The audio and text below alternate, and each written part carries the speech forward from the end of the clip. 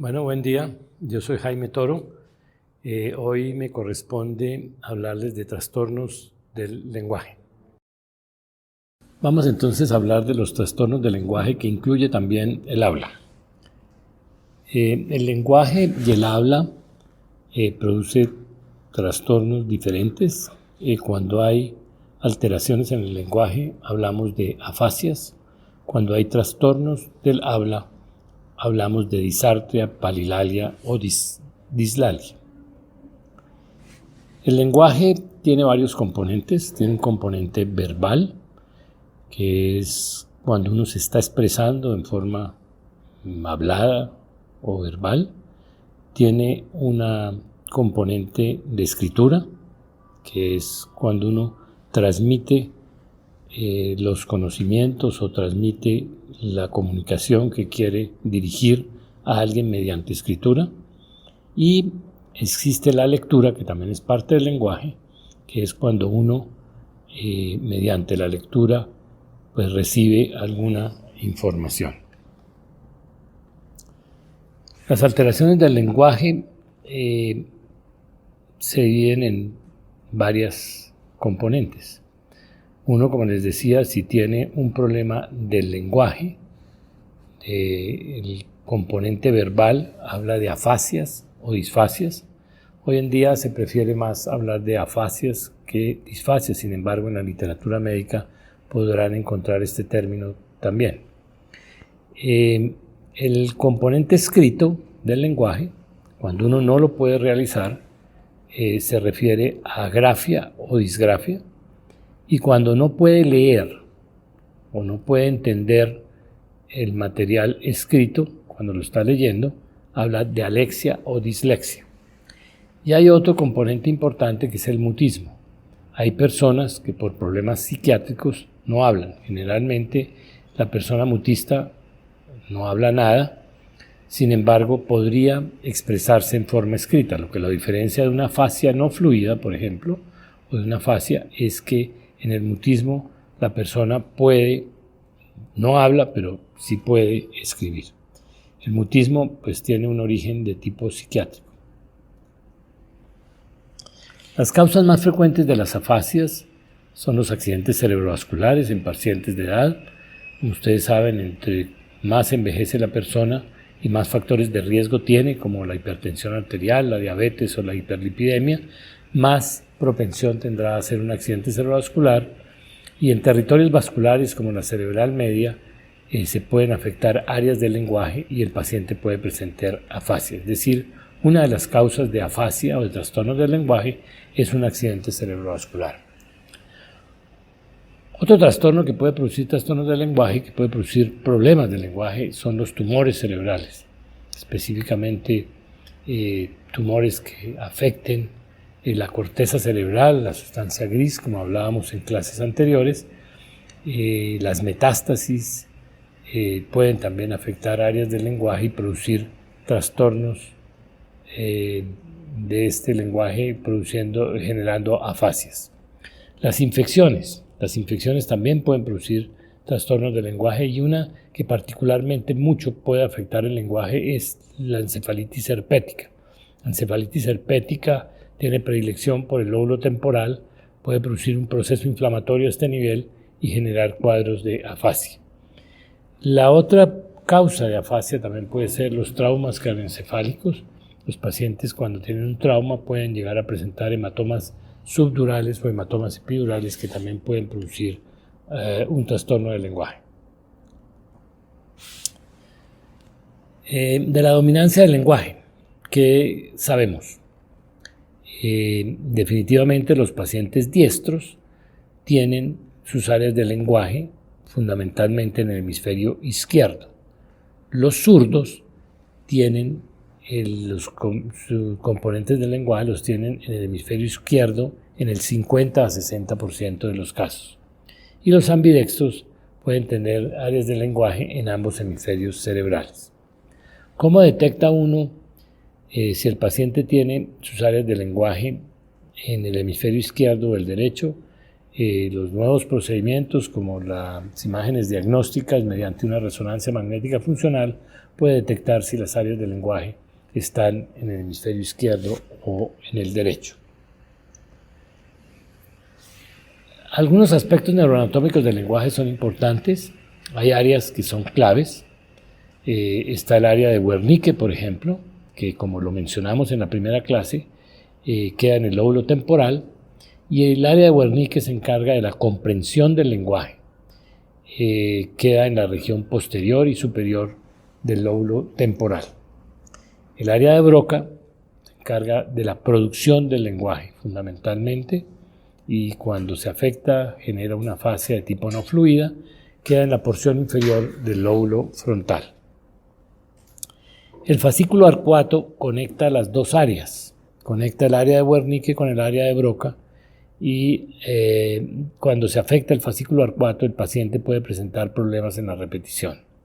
Hay teorías modernas en que hablan que el problema de la repetición podría no estar en el fascículo arcuato, sino por que se afecta el lóbulo temporal y hay un trastorno de la memoria, es decir, el paciente olvida rápidamente lo que le está haciendo uno repetir. Aquí entonces, como les había mencionado, están las áreas del lenguaje, está el área de Broca que va a producir una fascia de tipo no fluida, aquí en el lóbulo temporal está el área de Wernicke que se encarga fundamentalmente de la comprensión y queda en el lóbulo temporal. La escritura, ¿dónde se genera la escritura? La escritura básicamente se genera en el giro angular, que queda situado en la unión entre el lóbulo temporal, parietal y occipital, es decir, en esa unión de los tres lóbulos se localiza el giro angular y allí es donde se genera la escritura. Si uno tiene una lesión a este nivel, puede tener problemas con la escritura. Otro aspecto importante del lenguaje es la prosodia. La prosodia es el tono del habla. Cuando uno está expresando una idea, puede hacer énfasis en algo, puede tener cambios en la entonación de lo que está expresando, y eso se denomina prosodia. El lenguaje se puede tornar en ocasiones monótono y producir lo que se llama una disprosodia o aprosodia, y generalmente son lesiones anteriores del hemisferio izquierdo las que producen este problema de aprosodia. ¿Cómo clasificamos las afasias? Que es algo importante. Las afasias pueden ser corticales, pueden ser subcorticales, y las afasias las podemos clasificar en fluidas, no fluidas y globales. ¿Cómo llegamos a la clasificación de una afasia? ¿Qué debemos explorar? Debemos explorar la fluidez del lenguaje, oyendo al paciente hablar, y la fluidez del lenguaje se refiere al débito del lenguaje, es decir, el número de palabras por minuto que tiene una persona. Una afasia de tipo no fluida va a tener un débito del lenguaje disminuido. Una afasia fluida pues tiene un débito del lenguaje normal. Entonces uno explora la fluidez del lenguaje, es decir, el número de palabras por minuto que puede expresar una persona en un momento determinado. La comprensión se refiere a cómo comprende el individuo algunas instrucciones que le dan. ¿Cómo se explora la comprensión? La mejor manera de explorar la comprensión es pidiéndole al paciente que le diga a uno dónde está el techo, dónde está el escritorio, dónde está el computador, dónde está la lámpara, dónde está la cama, dónde está un estilógrafo, dónde está una corbata. Todo esto le va a ayudar a uno a explorar la comprensión. Hay algunas personas que exploran la comprensión pidiéndole al paciente que saque la lengua o cierre los ojos. No es una forma correcta de explorar comprensión porque el paciente puede tener dificultad en planear la acción de cerrar los ojos o de protruir la lengua. Lo otro que explora uno para la clasificación del lenguaje es la repetición. Es decir, si el paciente es capaz de repetir una frase que uno o una palabra que uno le da. ¿Cómo la explora? Le pregunto, por ejemplo, le digo, repítame, estoy hospitalizado en la Fundación Santa Fe o Bogotá es la capital de Colombia. El paciente debe ser capaz de repetir. Si no repite, pues como estábamos hablando, puede tener problemas a nivel del fascículo arcuato, puede tener problemas directamente en la región del lóbulo temporal. Otra manera de explorar el lenguaje es mediante la lectura. Le pone uno a que lea y ve qué tan fluido es en la lectura y si comprende lo que está leyendo. La otra forma es la escritura. Lo pone uno a escribir y le pide que escriba y ve si es capaz de escribir. Generalmente la persona que no habla, que no tiene fluidez en el lenguaje, que tiene una fascia no fluida, tampoco escribe. La persona que no comprende, tampoco comprende la lectura. Entonces, ¿cómo clasificamos las afasias? Las afasias las clasificamos en afasia de tipo Broca. Esta es una afasia de tipo no fluida. El paciente puede tener un lenguaje telegráfico. La clasificamos en afasias de Wernicke, de conducción, anómica, transcortical motora y sensitiva. Veamos cada una de ellas por qué se caracteriza. La afasia de Broca. La afasia de Broca tiene, el paciente le cuesta trabajo hablar, tiene, como les decía, un débito del lenguaje bajo, es decir, puede expresar muy pocas palabras por minuto. Es un lenguaje de tipo no fluido, es agramatical porque a veces no utiliza adjetivos, adverbios, artículos en forma estructurada y producen un lenguaje que llamamos agramatical. Muchas de las afasias tienen problemas en la nominación, es decir, no pueden nombrar objetos. Le pido yo a la persona que le muestre un esfero y le digo cómo se llama esto, o le muestro una corbata, le digo cómo se llama esto, y el paciente es incapaz de nombrarla. Es decir, tiene una dificultad en la nominación de los objetos. En la exploración del lenguaje los ponemos también a escribir y a leer en voz alta. El paciente con afasia no fluida le cuesta trabajo escribir, no puede escribir adecuadamente y también le va a costar trabajo leer en voz alta y entender lo que está leyendo. La afasia de Broca muy comúnmente se acompaña de signos de focalización motora por su cercanía con la corteza motora. El área de Broca está muy cerca, entonces problemas cerebrovasculares, infartos en la circulación a nivel de la cerebral media podrá producir signos de focalización motora y problemas del lenguaje. La afasia de Wernicke, ¿cómo es esta? La afasia de Wernicke, el paciente tiene un lenguaje fluido, es decir, va a tener un débito del lenguaje, el número de palabras por minuto que puede ser adecuado. Y el paciente en estos casos utiliza parafasias fonéticas y semánticas. ¿Qué es una parafasia fonética? Una parafasia fonética es cuando habla y cambia una palabra por un sonido, por una palabra que suena similar. ¿Cómo puedo cambiar? Por ejemplo, cambiar tenedor, que es un instrumento para comer, lo cambio por tenor, que suenan similar. Tenedor y tenor suenan similar, entonces esos cambios de palabras se denomina parafasia de tipo fonético.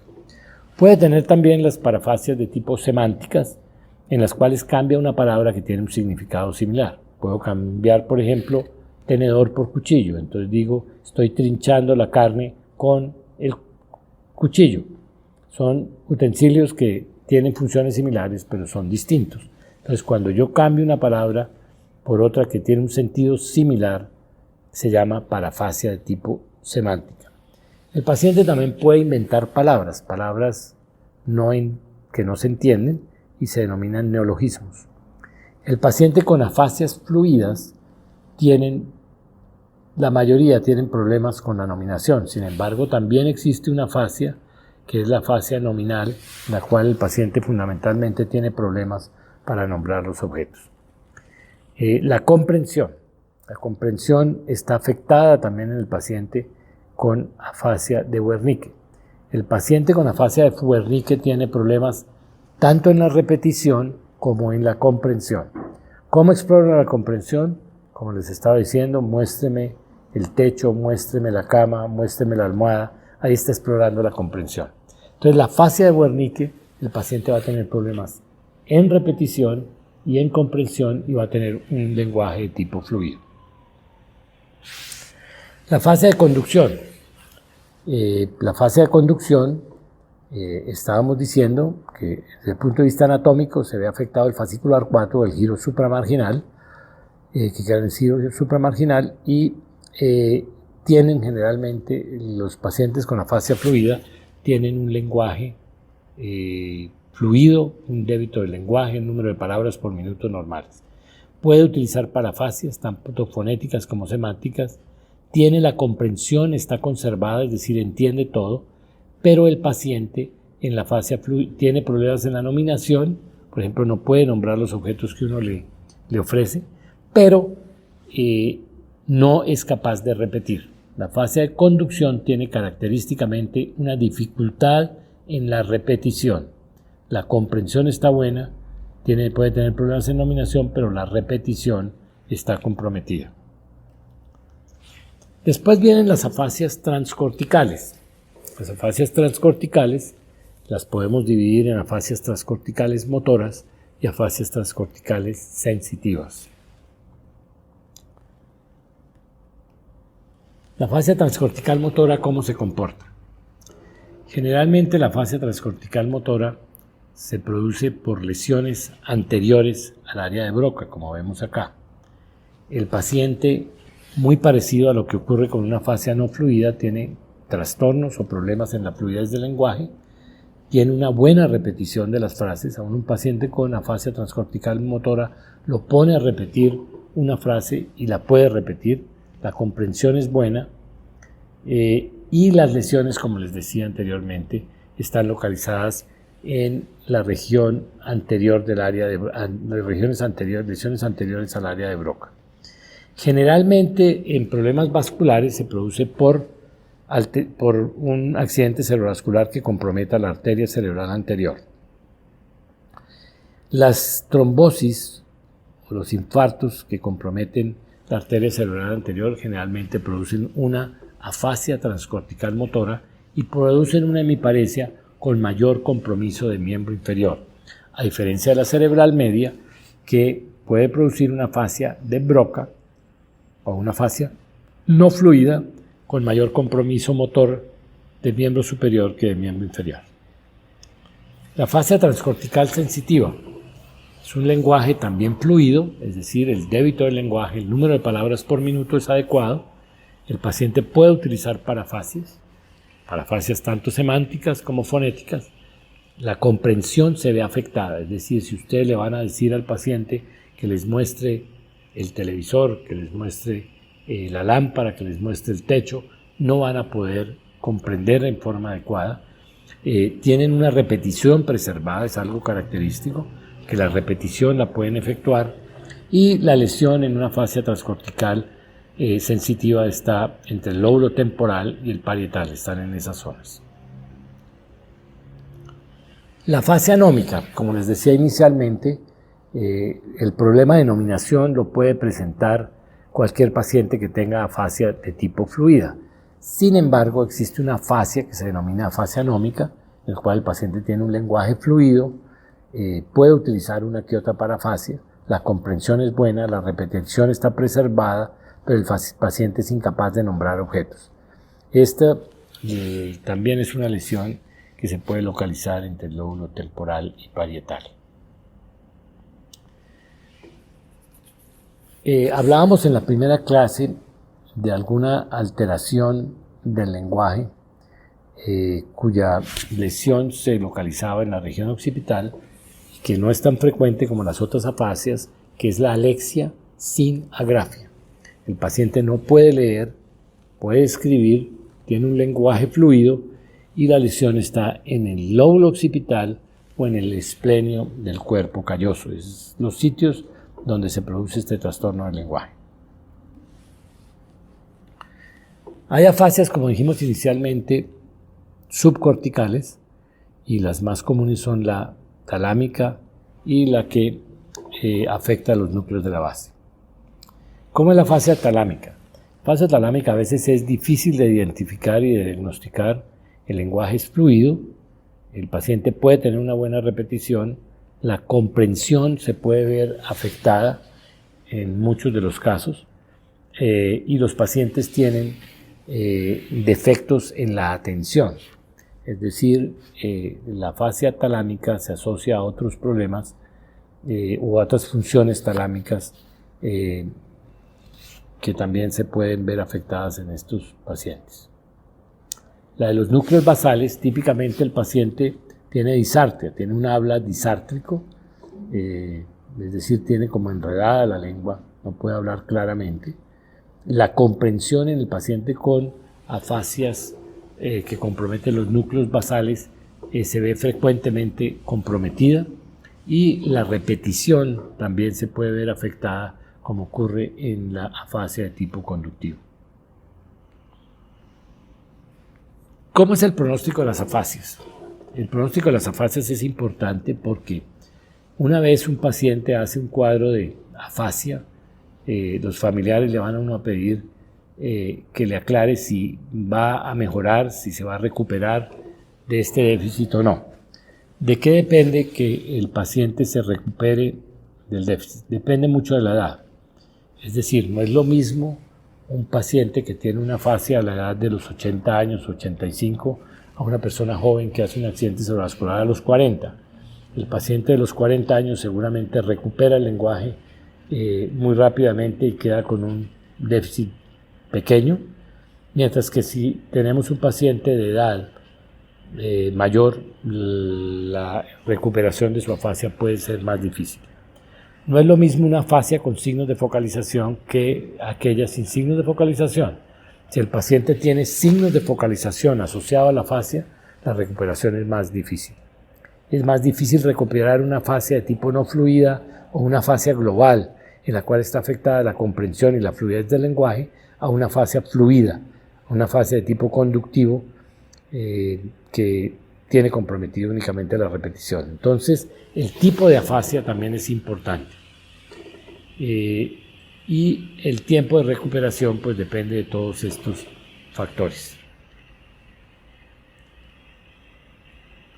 Yo creo que con esto terminamos esta clase de lenguaje. En la sesión que tengamos más adelante vamos a tener interacción con los estudiantes y vamos a presentar casos clínicos. Muchas gracias.